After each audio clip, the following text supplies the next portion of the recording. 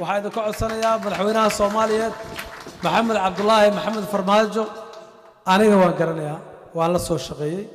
isagoo ra'iisul wasaaraha waan la shaqeeyay isagoo ra'iisul wasaaraha waan soo arkay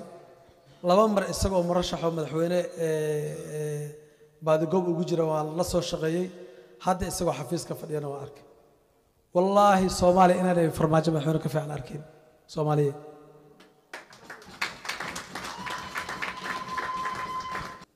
innaga Soomaali baan nahay waan ismucaaradi karnaa waan istaageeri karnaa waxa la isku haysto cadownimo iyo hadda dagaal qabiil Soomaaliya kama jiro waxa ka jira waa xukun iyo siyaasad la isku haysto xilli kasta ayaan ummadda Soomaaliyeed iyo dadkii siyaasiyiin oo dabac ku jira laga heshiin karaa laakiin shisheeye nooma yeeri kara inaan dirirayno iyo inaan naga heshiinayno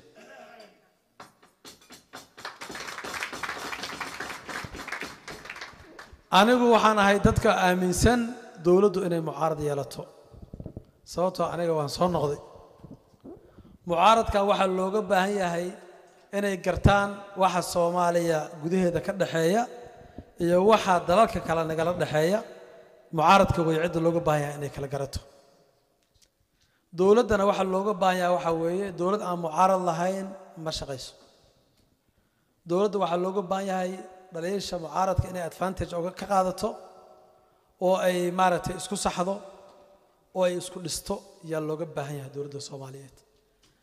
laakiin walaalaheena mucaaradka waxaan leenahay innaga haddaan nahay shacabkii Soomaaliyeed anigu markaas safka waxaan ku jiraa shacbiga Soomaaliyeed nimanka waa nimanka dawladda ah iyo odayaasha ka sareeyo xafiisyada u fadhiya oo iyaga xilka u igmada way Soomaaliya waa soo daashay Soomaaliya waa soo daashay hadeertan waxa la joogaa xilligii Soomaaliya ay dhismi lahayd madaxweynuhu intii uu safarada marayay laga soo bilaabo Garowe ilaa iyo Hobyo oo diyaaradii ugu dambeeyay laga soo raacay ummadii Soomaalida oo la soo kulmay kuma jirin dad siyaasad kala hadlay dawladda Soomaaliya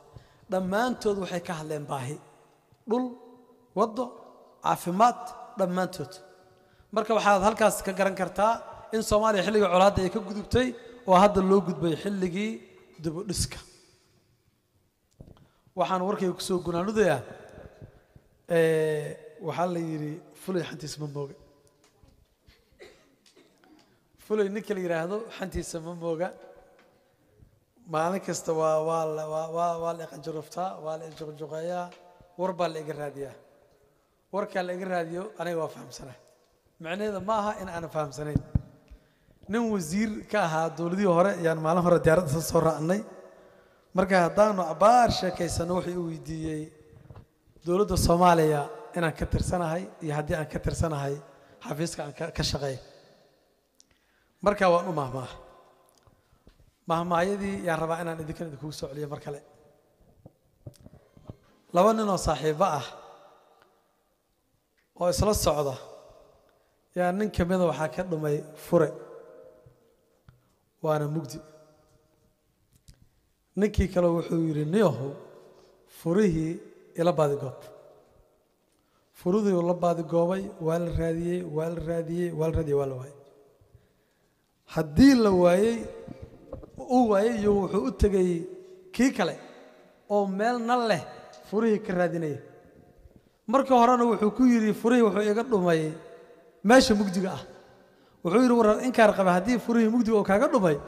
maxaad ka soo doontay meesha nal kale meeshan maxaa ka soo doontay wuxuu yiri meeshaan waxay leedahay nal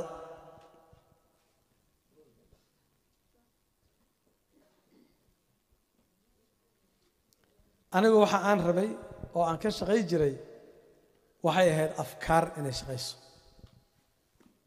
dadka Soomaaliyeed qabba waxa jira hab iyo nuuc isaga u gaar ah oo fikradiisa oo ka shaqeey aniga waxaan ka shaqeeyaa afkaar wax la yiraahdo afkaarta aan aaminsanahay inaan arko inay shaqayso hirgasho kadibna guulaysato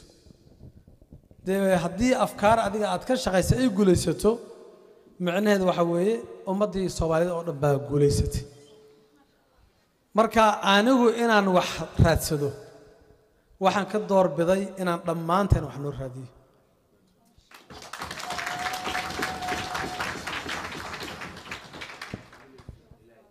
tusaale waxa ah oo hadda lagu soo celceliyay galmudug inaan dawladda Soomaaliyeed xil ka qaato oo aan iraahdo waxaan noqonayaa safiirka Ingiriiska oo aan London idin la fariisto iyo dadka half milyanka ah oo reer galmuduga in la nabadeeyo oo la heshiisiyo oo dhuusamareeb ay dawladdii galmudug ku shaqayso isku saameyn ma idinta idinka isku saameyn ma idinta marka anigu waxaan doortay inaan markii hore ummadda Soomaaliyeed rabitaankoodii ahaa inay helaan madaxweyne Soomaaliyeed oo u siman yihiin oo daacad ah oo aan loo soo kala dhuumanayn oo jufo iyo gobol iyo nitooxsi aan loogu imaanayn oo ummadda Soomaaliyeed u siman tahay oo qabyaaladda maaragtay ka caagan oo musuqmaasuqa ka caagan oo midnimada Soomaaliyeed ku adag oo qab iyo hal leh ummadda Soomaaliyeed ay rabtay yaan aniguna la arkay waan ka shaqeeyay waan ka wada shaqeynay waan ku wada guuleysanay hadda waxaan rabaa inaad mar kale igala shaqeysaan in madaxweynihii dhammaanteen aan ka wada shaqeynay inuu xafiiska yimaado inaan halkaas ku fiirsan oo aan hubinno inuu madaxweynahaas guuleystay dhammaanteena nasabata bixiyo inaan ka shaqeyno inaan taas ku ballanaan idinka codsanayaa walaalayaal waxaan idinka codsanayaa madaxweynaha Soomaaliyeed Maxamed Cabdullaahi Maxamed Farmaajo aniga waan garanayaa waan la soo shaqeeyay isagoo ra'iisul wasaare ah waan la shaqeeyay isagoo ra'iisul wasaare ahayn waan soo arkay laba mar isagoo murashaxo madaxweyne baadagoob ugu jira waan la soo shaqeeyay hadda isagoo xafiiska fadhiyana waan arkay wallaahi Soomaaliya inaan farmaajo madaxweyne ka fiican arkin Soomaaliya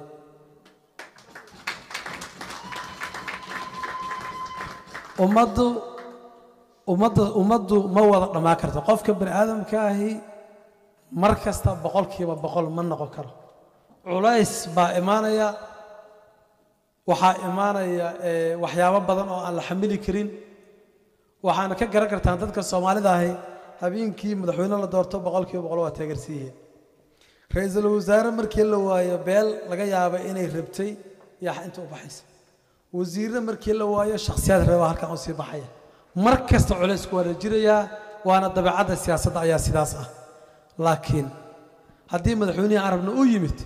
isagiina afkiisii oo ka yiri waxaan keenay ra'iisul wasaare aniga iga fiican oo mar aan u dhahin oo laba aan u dhahin oo uu ku celceliyay ra'iisul wasaarihiina oo yiri wasiirro waxaan keenay iga fiican walaalayaalow qabyaaladdu wax ayna tarayso ma jirto wasiir Jamaal inuu idin dhiso takada hobyo iyo wasiir takada hobyo ka soo jeeda inuu dhiso annaga waxa xasilka aan u baahanahay oo resultiga waa takada hobyo la dhiso way